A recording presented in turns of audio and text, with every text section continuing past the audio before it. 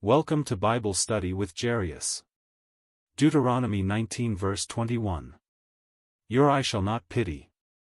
It shall be life for life, eye for eye, tooth for tooth, hand for hand, foot for foot.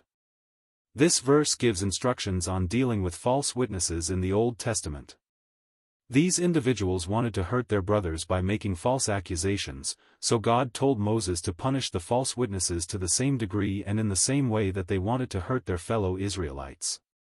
This verse illustrates the difference between the principle of God and the leading of God.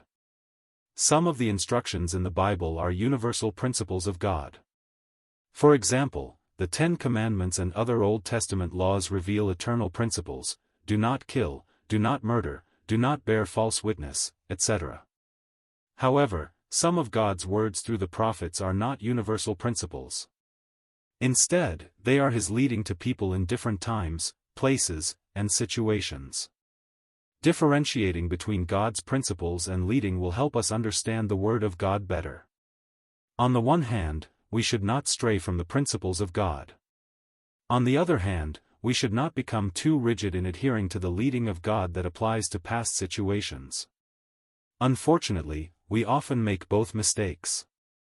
Sometimes we abandon the principles of God and fall into sin. Other times we are too rigid in following the leading of God, and we fall into legalism. Even when following a universal principle of God, we still need to discern the leading of God in each unique situation.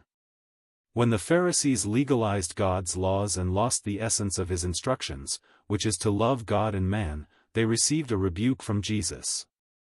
Also, when they tried to test Jesus' adherence to the law by asking Him if they should stone the woman caught in adultery, Jesus still used wisdom and nuance to deal with this situation.